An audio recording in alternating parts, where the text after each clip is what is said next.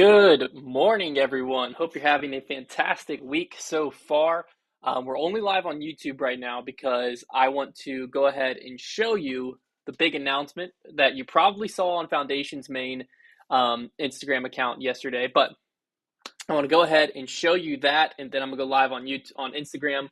We'll talk through the big announcement that was made, the release that's coming up. They're all sitting right here this weekend, and answer some questions. I also want to briefly talk about the interesting back and forth we're seeing right now between Latitude 64 and Innova.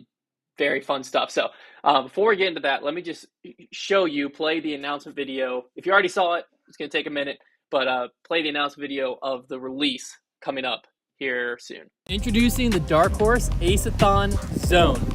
We're super excited to announce this Friday, July 5th. These will be releasing on the site, and you'll have till the end of the month to get an ace with one. Post it on Instagram, tag Discraft and Foundation Disc Golf to enter your ace for a chance to win the grand prize giveaway. Top 5 aces will all receive prizes. They're all going to get voted on, and the number 1 ace will receive the grand prize in collaboration with Discraft and us. Why don't you tell us how it feels, Bob? The Dark Horse himself and Foundation are doing an Aceathon. This is a beautiful ESP Flex Jawbreaker plastic. So grippy, nice and soft, flexible, and it's a zone. Zones are great for acing. Let's see if we get an ace. Woo! I tried one take, couldn't get it done. Let's see what you can do. It's a reminder, FoundationDisc.com, Friday, July 5th, 5 p.m. Eastern Time. You can get your hands on the ESP Flex Jawbreaker Zone and be a part of the Aceathon.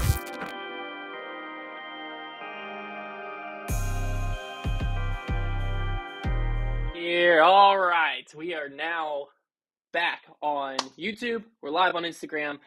So on YouTube, you just saw it. On Instagram, if you haven't seen it, I'm about to show you, which is the announcement that just happened.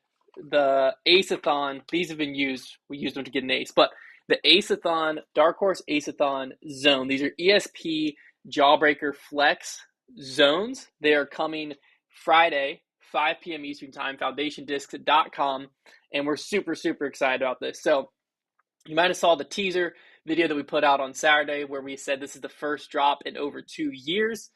I believe our last release, if my mind does me right, was the Raptorius drop, which I thought it was the end of 2021. It was apparently the beginning of 2022. So regardless, over 2 years. The exact date I had to go back and look, but over 2 years since we've done a release. And what's exciting about this is this is our first disc drop that we've been able to collaborate with Brody on, Mr. Dark Horse himself, and even longer than that. You have to go back to the Dark Claw days and Blame the Tick days and stuff like that. So are we live in the app or not live in the app, Ed? Good question, though. So we're super excited. We partnered with Discraft and Brody to make this happen. And not only this disc, although it is sick, because ESP Jawbreaker Flex. ESP Flex is, I've talked about it all the time, one of, if not my favorite plastics out there. Close other one is the Royal Grand plastic. But this is definitely the best plastic Discraft makes, in my opinion. I love the gumminess, the really good grip. It's incredible. This is actually another good question that just came in from Mrs. Limcognito. Said, what's the difference between a release and a custom stamp? It's plastic. Yeah, so that's actually a fantastic question that I probably should cover more. So anyone can call up Discraft and get a custom stamp, right? No, you can't get the Dark Horse stamp on the disc unless you're collaborating with Discraft, but that's really, we're the only ones that can collaborate with Discraft and get the Dark Horse stamp, but that's a separate thing. What separates a run is the plastic. So ESP Jawbreaker Flex zones is a zone that I don't think's happened. ESP Jawbreaker zones happen, but when you do a run, you have to order a certain amount in order to qualify to do the run. And then it gets you exclusivity. So we're the only people that have the ESP Flex Jawbreaker zone for a certain amount of time in the future. And currently, we're the only ones that have it. So it's the plastic, because this isn't a stock Discraft plastic. You can't just go to their site and order a custom stamp. We specifically ordered this, right? And we chose this plastic because, like I was saying, it's one of my favorite plastics. I think the ESP Jawbreaker, they all have unique, cool looks to them. It's kind of hard to see on camera, all the flakes that come through. And then it has a feel almost like a Get Freaky, but ESP, which makes it a little bit straighter. And then the Aceathon side of it, so this is not just a disc, it's also a contest. That's what we're super excited about too, is we're going to have people, once you get the disc in, you can just get the disc and just throw it. It's a phenomenal disc. One's in my bag. But if you get the disc in, you can film yourself getting the ace with the disc, post it anywhere on social media, and tag Foundation and tag Discraft, and that enters you into the contest. So acing with the disc, tagging us on social media, enters you in the contest. And what the contest does is we're going to pick our 5 favorite aces. So it doesn't mean the longest, doesn't mean the craziest, but our 5 favorite aces. And we're going to post those. All 5 of those people are going to get a prize of some sorts, but then we're going to give it to the audience, our viewers, our fan base on social, and let them vote for what is the number one, the winner of the Dark Horse Aceathon, and they're going to receive a grand prize, which we're finishing up the details, but as of right now, it looks like it's going to be a grip, Discraft Grip AX5, the full-size grip bag, full of discs and accessories. So you're basically just going to get a full loadout of a bunch of discs, some Foundation merch, some, tacky sacks, stuff like that, all the accessories you need, and a brand new grip bag for winning this thing. So super, super cool. We're very, very, very excited. This has been in the works for a while now.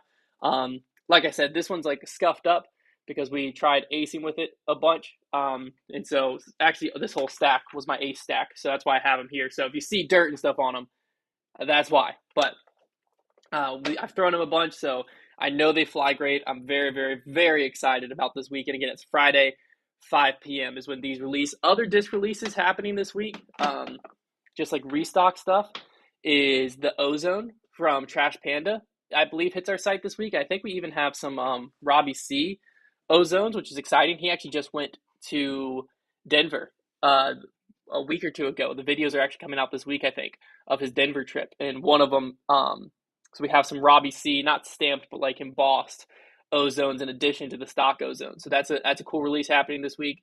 And then we might also be having the collegiate stamped Prodigy stuff, mainly the Virginia schools, but some collegiate stamped Prodigy discs also. So before we get into the Q&A section, I did want to talk briefly about this because I found it interesting or borderline funny, but I don't really know any information on all of it, but I know Latitude. So let's actually start back. Do I have a tone disc on here? I don't.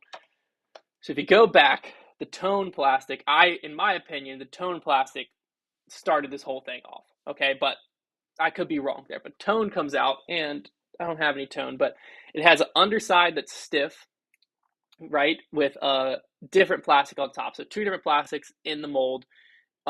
We've done a bunch of videos on tone. It's a stiff rim with a soft, grippy top, right? More or less, that's what tone plastic is. Well, then we see yesterday, Latitude 64 announced that they've actually been working for over 2 years on getting a patent for a stiff rim with what they're calling a grip skin layer, but basically 2 different plastics. So this grippy skin layer and a stiff rim, and they've been trying to get the patent. I think they finally have the patent, but it's been 2 years in the making. It's 2022. So they called it Project Grip. They made this whole long post about it. And a lot of the comments were saying, is that, like, that's interesting. Was that, like, is this in response to the tone plastic? Yada, yada, yada, whatever. And then, so you have Clash tone plastic, then you have Latitude Project Grip. We haven't seen what Project Grip is. So we don't know exactly, is that the same thing or are they drastically different? We don't know. This is just from a fan's perspective from the outside. So tone plastic, Latitude announces this Project Grip, and then you have the marketing director of Innova, Jeff Pandis, on his account called Innova Wombat, do this post yesterday where he basically was like, I saw the Latitude post and it made me think of this, and he breaks out a disc and he starts talking about how in 2020 that Dave started coming up with this idea to be able to basically have 2 plastics in one injection machine and create this like grippy middle with a firm rim. He wasn't directly saying, hey, Latitude, you said you were doing this in 2022. Well, here's a disc we were making in 2020. Basically the same thing. And he said that that's what ended up leading to the Halo Star plastic, because the Halo Star is different. It doesn't have the grippy outside, but like that, Dave pushing the boundaries is what led to Halo Star, is what he says in the video. And then he said, but he's showing like a Halo Champ, it almost looks like. So then they're almost claiming like, hey, so you have Tone Plastic comes out, brand new thing everyone's excited about. Latitude's like, whoa, whoa, whoa, we were doing this 2 years ago. We're just waiting for the patent. And then it's like, whoa, whoa, whoa. Innova's like, we were doing this 4 years ago. Could this all amount to absolutely nothing? 100%. Could this amount to something very interesting? Also 100%. Because if Latitude truly has a patent on whatever this is, and if what Tone Plastic and whatever Innova's showing off there fall under that patent, if they're all the same, well, then Latitude could have like rights to take legal action. Or if they could prove that they had it first, I don't know if like they could say, well, no, we did it. I feel like disc golf patents in the past have been very hard to prove, because I know there was at one point like Innova tried to patent the bevel edge disc, but it like you couldn't. I don't know exactly how patenting and all that works, but I just thought it was very fascinating last few days, because you see Latitude come out with that, and then you see Innova be like, oh, you did it in 2022? Hilarious. We did it in 2020. It is a U.S. patent. Sadjo, right? They in Latitude's post, it did put it. They did have a U.S. patent. So, like I said, that could amount to nothing.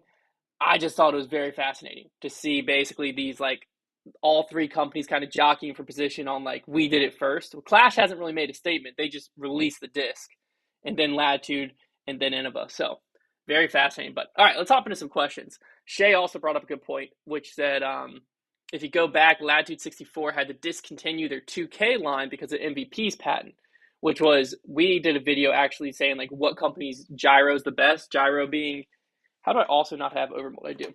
Gyro being a disc that has one plastic middle and then an overmold on the outside. So basically the thought process behind it is the outside plastic is more dense, it adds more weight to the rim, and therefore it creates a gyroscopic type of effect that helps stabilize the flight, and it helps maintain spin throughout the duration of the flight.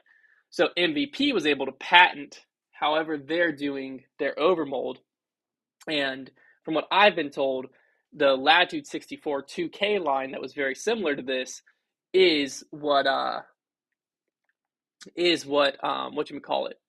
MVP had a patent on. That's what the Latitude 64 2K line had to be discontinued, because it was pretty much the same thing. So that is a very interesting part too. And Shay also said Tone could be discontinued. Innova should be fine, since Jeff admitted they abandoned the project due to the success of Halo. Yeah, it is interesting though, if the like everything else starts getting successful, like if this Latitude plastic, whatever it ends up being, comes out and is super, everyone wants it and is super successful, then like of course historically everyone's copied whichever is most successful, right? Like if you look at, you had the burst plastic from Trilogy, and then Innova or Discraft started doing swirls, and then once Discraft started doing swirls, you had then Innova, I believe, started doing the Halo, if I'm remembering right, or Burst or Orbit might have come first. But then once they did this, then every company started doing this. And then you had companies just everyone's been trying to reinvent the wheel. And once one company finds something that's successful, everyone's like, we have the same machines, we can do that too. And then they do that too. So this would be the first time where like, if a patent gets involved, they can't say we have the same machines, we can do that too. Because like, well, you can do that too. You just are risking a lawsuit possibly. So I don't know, a lot of interesting stuff there. It'll break for some fun podcast topics, if nothing else, but we'll see. Andres GMSC said, how do those NHL PA3 fly? Good for putting, too shallow compared to a P2. They're going to feel shallower than a P2. They're just 300 PA3s, 300 being the plastic. It's like Prodigy's baseline plastic. I personally, the PA3 is my favorite putter in general. I throw it. I would putt with it if I had my choice. It's by far, I think, my favorite putter. It just fits my game really well. Flight-wise, they'll start pretty straight with a little fade at the end when you're throwing, and they beat in to be really great hyzer flip putters. Very, very straight, really torque resistant. Putting, they are, I would say they putt probably pretty comparable to a P2, maybe a hair less glide, but that's what I always liked about them, was the less glide. So how do I feel about the shallow-rimmed Discmania baskets? That's what those baskets were. Okay. I know Paul doesn't like them. Yeah, it's funny. I don't know. Baskets right now, I think that just a lot needs to change in regards to disc golf basket. I think a lot of stuff needs to be more standardized. and just like find something that we all know works and try to go that route, or more evolution. Like either we know what works, let's lean into it and everyone stop having different things, because then what happens is like everyone's different nuances, like the shallow rims, the Discmania, the chain integration on the Prodigy, like all of that just starts to, everything has a flaw, and the flaws get magnified the more people like a certain style. So I think we either need to lean into, hey, this is what we decided works, let's just make this the disc golf basket, or do something wildly different. Like go completely different. Like maybe we use a different material for the chains. Maybe we put rubber on the chains to make them grab more. Maybe we make it a narrower basket. Maybe, I don't know. Like let's do something though. Let's figure something out here. Because the more that we just like keep slightly modifying what we already have, then the more it's just like I don't know. I don't know how much better the exact, like if we take the disc golf baskets I have on the shelf, right? If we take that exact design and tweak one small thing, it's not going to make a drastic difference. But if we take that design, crumble it up, and start from scratch, that can make a drastic difference. That's my opinion on it.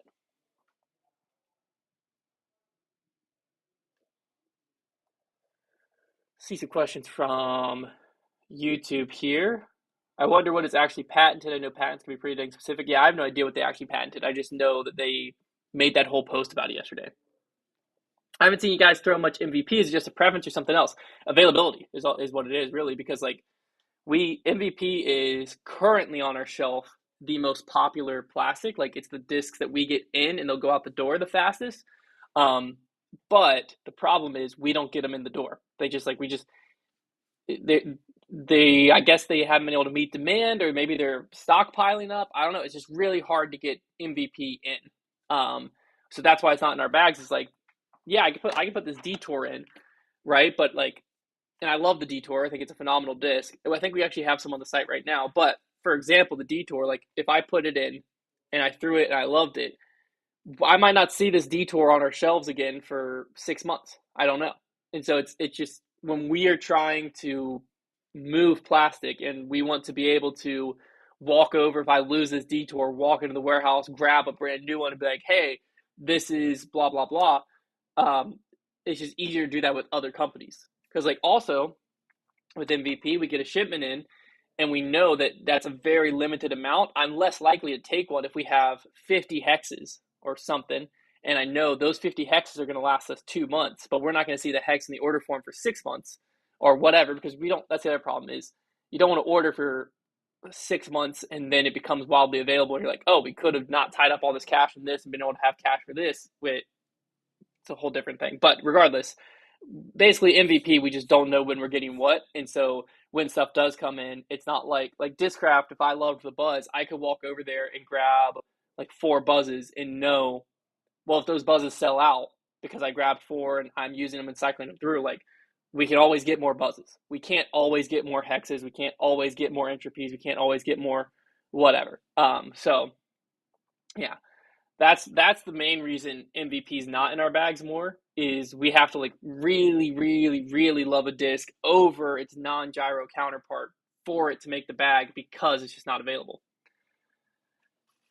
Sadjo writes that our chains a requirement for the official PDGA targets, or could a manufacturer make a basket with rope, cable, or something other than chains to get approved? I think they are. I think they are acquired, but I'm not sure. I don't know too much about it.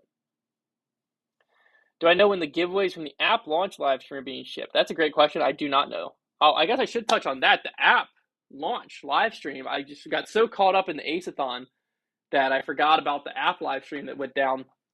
Phenomenal. It went awesome. We were really nervous before because like I had tested.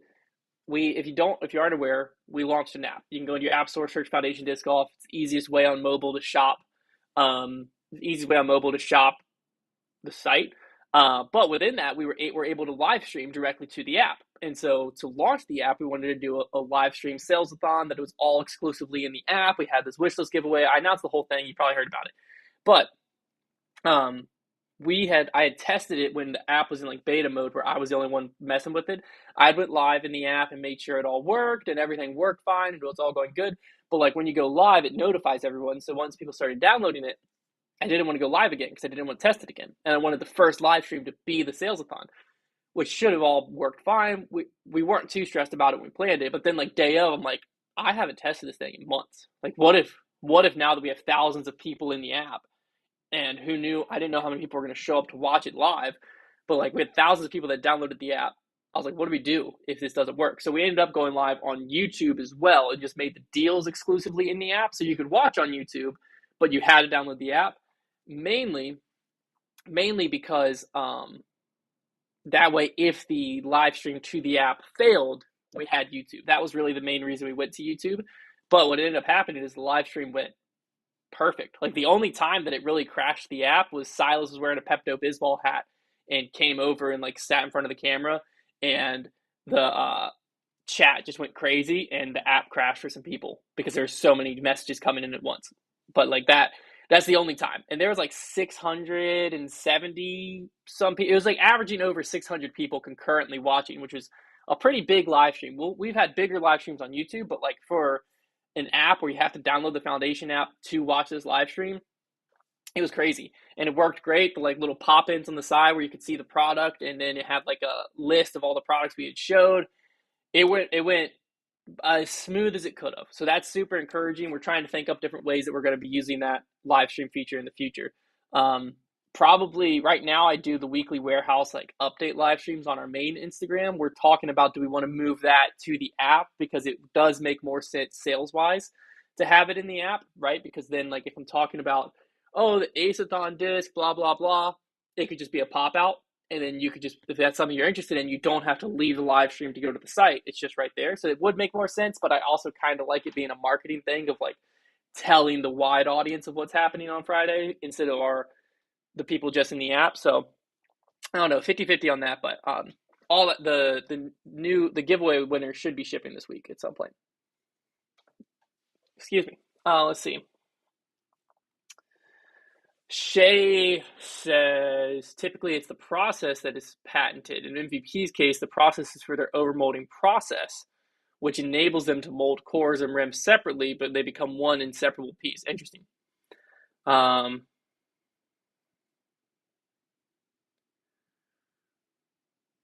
Brady said, who are we working with to build the app? Do we have a contracting agency / company, or did we hire a developer? We have a company we're working with that basically maintains it and makes it where we can go in and we can edit it. So I actually designed the look of the app, was me. I designed how it looks, but then the function of the app, we used their platform for that. And their platform also is what allows us to live stream. So that's how it kind of ended up working out. Adam said, didn't you say we could listen to podcasts in the app? I couldn't find them. You should be on the homepage. You should be able to just scroll down, and it says like, there should be a button there that says listen. I'll make sure it's there, but it should be there. And basically it brings up a page that has all of the Spotify players embedded. So when you click on it, you can just hit play and work through it. So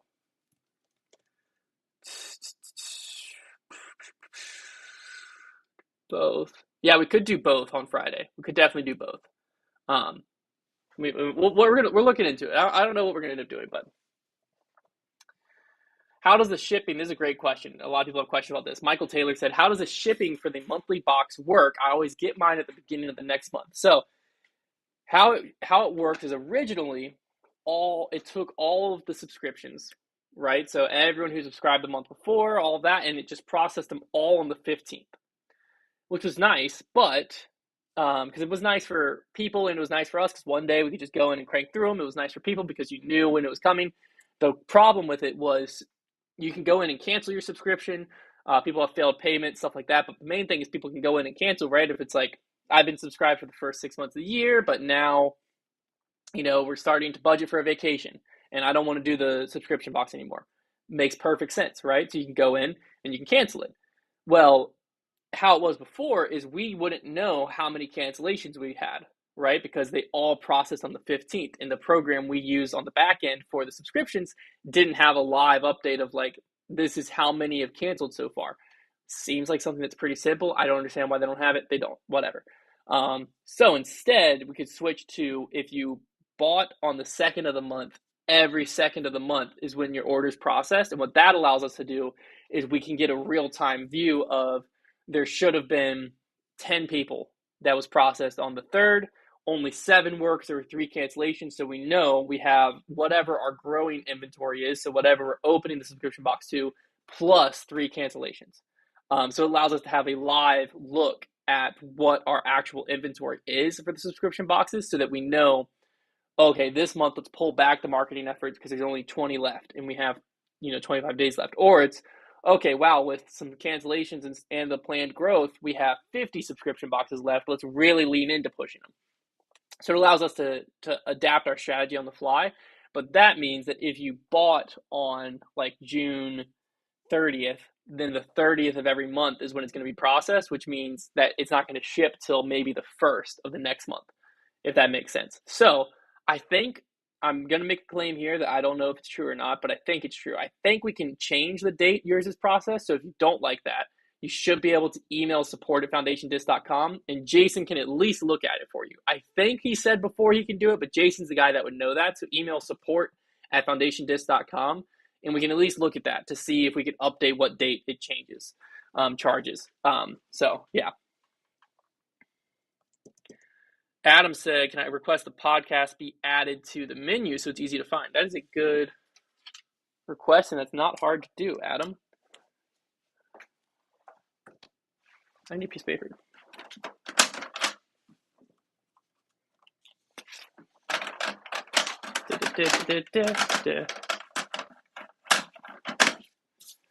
All right.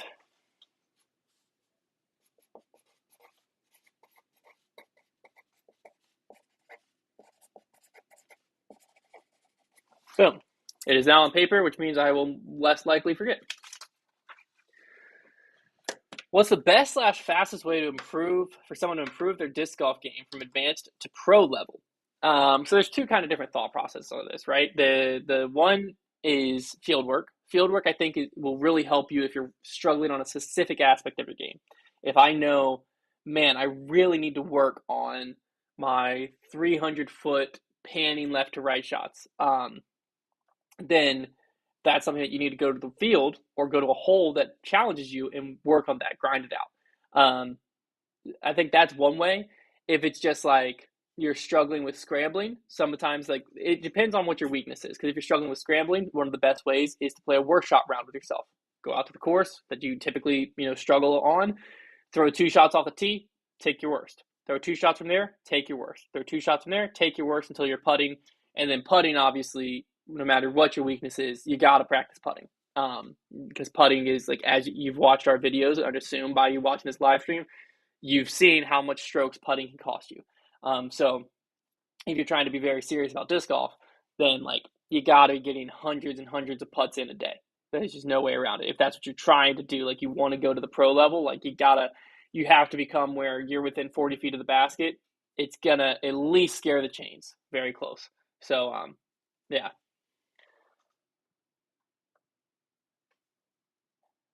I think I already answered that question. Doing an East Coast road trip from Delray, Florida to southern New Hampshire, what courses are must-stops in your opinion? I don't have a ton of experience, to be honest with you, as funny as that sounds. I have a lot of experience in North Carolina and obviously Central Virginia. So if I'm picking one from each area, only courses I've really, really played in Georgia are IDGC, and they're closed right now. So unfortunately, I can't recommend much in Georgia. As you make your way up, I don't know where you'll be in regards to Central South Carolina, but there's a really fun course called Grand Central Station there. That's a phenomenal course. There's also one a little bit away from that. I think it's like 2 hours. I think it's close to Charleston, which is SOAC, SOAC. That's a private course. I don't know whether it's open or not. Those are both really fun. As you make your way farther north and you hit Charlotte, you can really spend a day in Charlotte. Nevin Park's a great time. Hornets Nest is a really good time. I'm sure there's more in Charlotte, but those are the 2 like that stand out in my head. As you get to Raleigh, East Clayton is phenomenal, and then Diavolo is the #1 public park in the nation. I don't know if that's still the thing, but it was the #1 public park in the nation. That's in Cary, but in Raleigh area.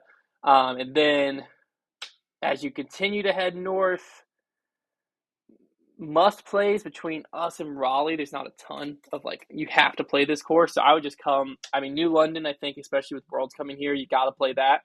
Um, and then as you continue to head north, I don't know where you would go because I don't think you'd go through Richmond. You might go through Richmond. If you go through Richmond, Bryan Park's really fun. I wouldn't consider it a must play, but it's really fun. Gillies Park in Richmond's also a good time. There's a course called True Timber that I haven't played, but I've heard good things about. If you're in the Richmond area, though, Lake Marshall's not far from there. I haven't played that, but I've heard great things about it. And then once you go farther north, I'm useless farther north. I don't know any other courses farther north. Shay says Sedgley Woods in New Jersey, number one course in the state. Um, in Tyler State Park in Pennsylvania is also great. So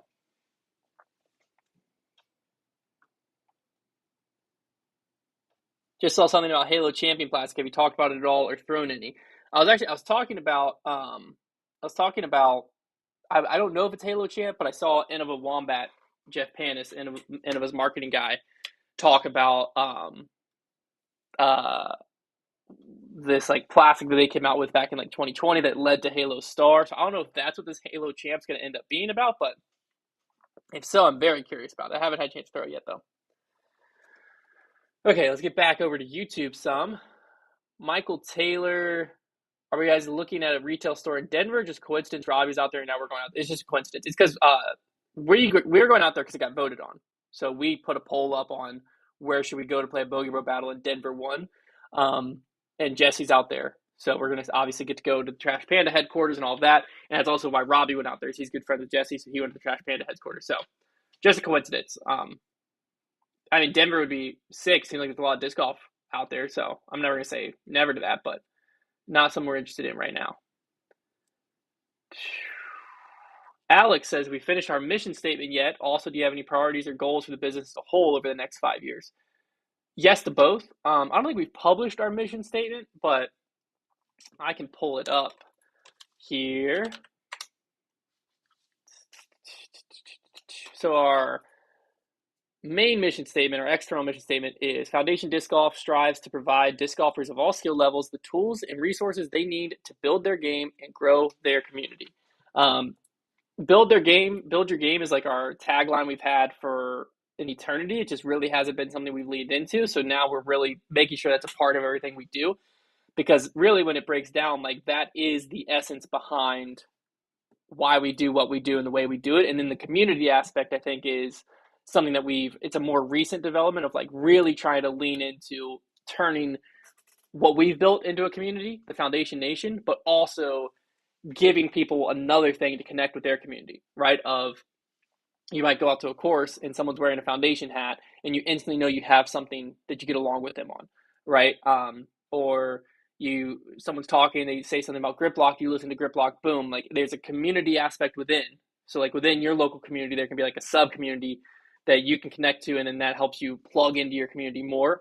So I think that's the other key thing. And then that also empowers a lot of the upcoming initiatives we have of things that we want to continue to grow and push to, that I'm not ready to share yet, but that also is a big kind of foundation building block, if you will, for what we're trying to grow and what we're trying to build.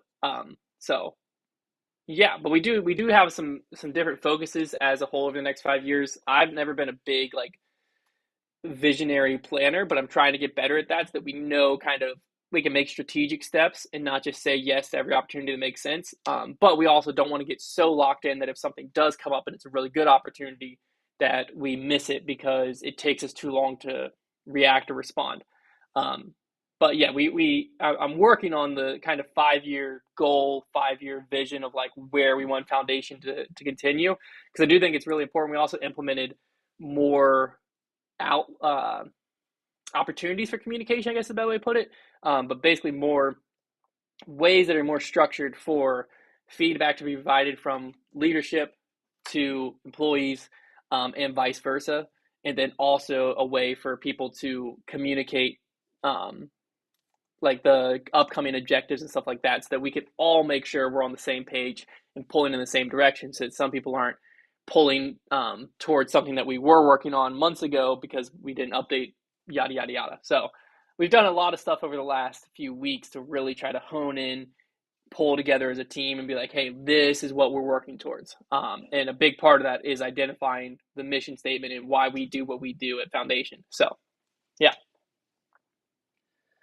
Simon said, what's the best way to get max distance as an intermediate player, and how can I continue to build it up? So I think one of the keys as an intermediate player is just picking the right disc for your distance level. So the disc choice is going to be crucial because a lot of times people choose a disc that's too overstable for how far they currently throw, their current level of power, so that when they get to a course, they're trying to throw shots that just don't work. Either it's too overstable or whatever.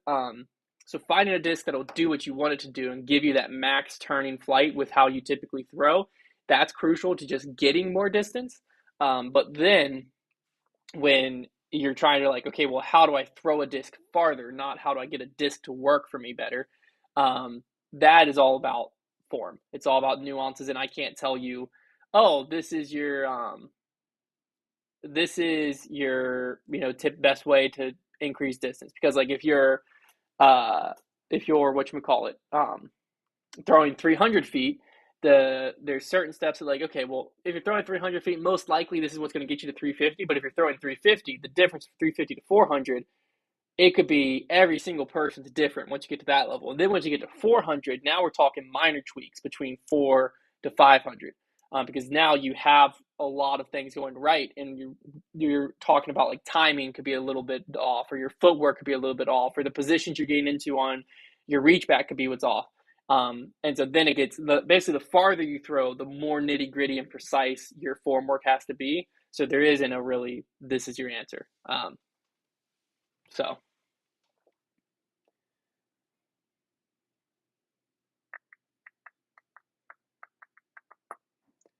App's a great new tool for Foundation. Others will probably follow. We love the app. Yeah, I think it's been great. What time do I do the warehouse updates? Typically around 8:30. But it fluctuates because basically Friday mornings, the structure of that is we get to the warehouse at 7. 7 to roughly 7:30, 7:45, somewhere in that range. We do the weekly warehouse video, which publishes at 5. We shoot that morning, which is like, here's the drops for the week. That coincides with our email newsletter that goes out every Friday. So we shoot that first, and then from there we go straight into our weekly leadership meeting. That is basically everyone, gets on the same page on what next week's objectives are, some things that are working, some bigger picture things that we really need to make sure pieces are moving, our marketing plan, and also what does next week look like. So most of it is focused on, hey, this is what we need to accomplish over the next week. Some of it's focused on like, hey, this is coming down the pipeline. So that meeting sometimes is 30 minutes long, sometimes it's an hour long. Depends on how much stuff we have to go over. And then sometimes if it's a specific one, like the world's planning leadership meeting, that's like 2 hours long, right? But once that's over, that's when I go live. So there's not really every Friday this time is when the warehouse update is. It's like sometimes it's 8 o'clock, sometimes it's 8:30, sometimes it's 9 o'clock. But it's in that range there. So let me get caught up on YouTube. Ed J said, by spending time in Utah, we played courses in Salt Lake City and Ogden, Utah, last year in June. I think we played Jolly's Ranch, and I don't remember the other one we played. We wanted to play the Fort, but the Fort was closed for flooding, and so we ended up playing some other course. Jolly's Ranch was a great time. It was a lot of fun. The course in Ogden was okay. I don't remember what it was, but it was fine. It was fine. It was a good time, but it was the cool thing about the West was just the terrain was so much different. How far away is Richmond from us? There's a lot of good courses out there. I'd love to see you guys tackle. Blockhouse and L'Oreal, just name a couple. Blockhouse I played. I played 2 days in May several times. L'Oreal I haven't played yet. Richmond's about 2 hours. I think Blockhouse is like 2.5 from us, if I remember correctly. Brady Whitlock said, FYI, your automated message on the website when asking about sub boxes, send dates is an automated message saying we typically start shipping subscription boxes out mid-month, which won't be outdated. Okay, I'm glad you said that, because there is one caveat to, I was talking about subscription boxes earlier. The one caveat is we don't ship, obviously, until we have everything in. So, for instance, we're on July 2nd. We're in the July box, right? Well, we still are waiting for the swag item. The swag item isn't in the door. It hasn't come to us yet. So, that's why mid-month gives us a guarantee everything will be in by mid-month.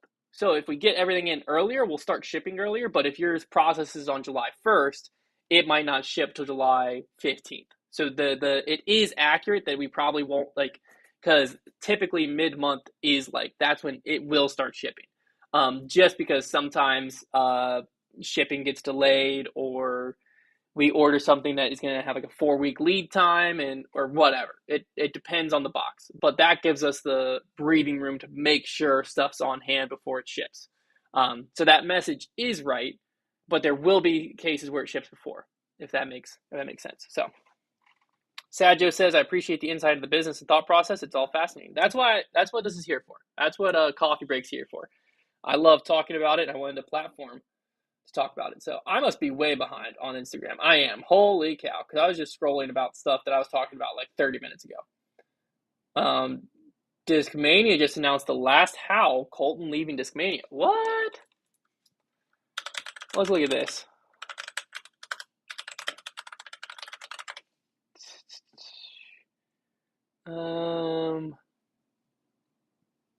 Mania Discs, the last Howl. That would be very interesting. Okay, let me go to their Instagram.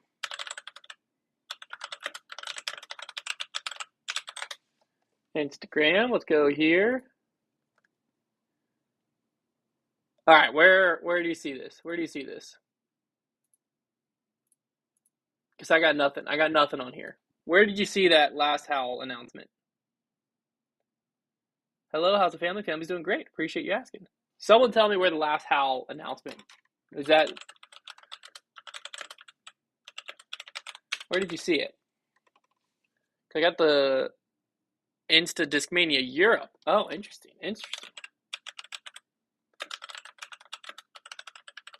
Oh, and Shay said Kona teased a big announcement coming soon. Okay, this is interesting. The last Howl. Time, protect your ears for the last time.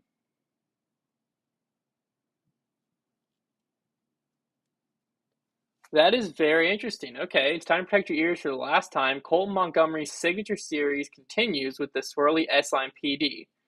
Two of favorite things, grippy S-Line plastic and trustworthy workhorse. Interesting. Okay, so there's not an announcement that he's leaving. It's just, why else would you call it the last Howl? I'm pretty sure Colton's brother is like pretty high up at Discmania. I think there's like family ties to it. So I would be surprised, but I don't know. Oh, there's Colton's Instagram. Okay, let's go to Colton's Instagram. Is there more to this? Did he announce it? Let's look at Colton's Instagram. See Monty.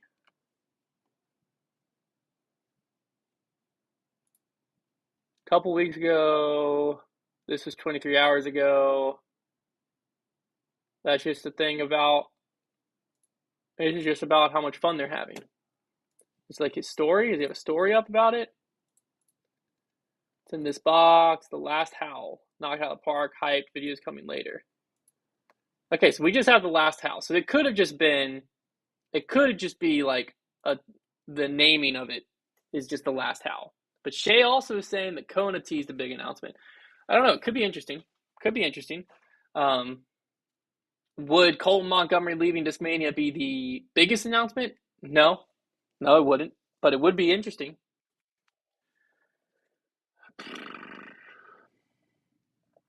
Shay says, have you guys done a Foundation Mythbusters video in the Rule of 35? I don't know what that is.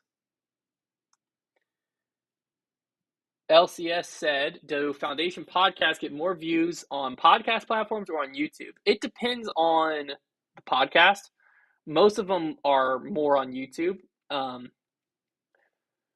lot of them are about 50-50. Tour Life is a more YouTube podcast. Grip Blocked ends up being almost 50-50 between YouTube and audio. It's just, I don't know, close, somewhere 50-50. Banter doesn't have a podcast anymore. I would say an average of like 65-35, between maybe 60-40 between YouTube and audio was probably pretty close. Will Latitude 64's new plastic mess with the production of the Clash channel? I talked about that at the beginning. I don't know. I think it's very interesting to see because you also had, I don't know if you saw Innova, Jeff Pandis came out with a video basically saying Innova did it all first. So very interesting to see what those three companies do. Smalls says, just want to say I love all foundation content. Appreciate what y'all do. Love that you have a consistent live Q&A like this where you get to genuinely respond to questions as well. Absolutely. We love getting to do it. All right, I'm going to wrap this up. It's 10 o'clock, so let me Michael said he's not leaving Discmania. He has it up on his Instagram. It's just his last PD. Okay, that makes sense. So it's just the last PD. But all right, final question. I'm going to take one more from YouTube, and I'll see if there's one more on Instagram.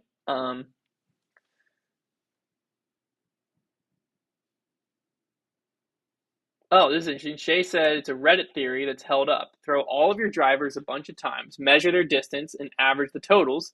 Divide that by 35, and that should give you the top disc speed you should throw. Okay, well, I know my average distance, so let's just do a little math here. Let's do a little mathy math. Calculator's up. 425 is like, that would be pretty good average. We'll be really conservative. We'll go 410. 410 would be like if I threw 30 drivers, like distance drivers as hard as I could. I feel like that'd be good. And you divide it by 35.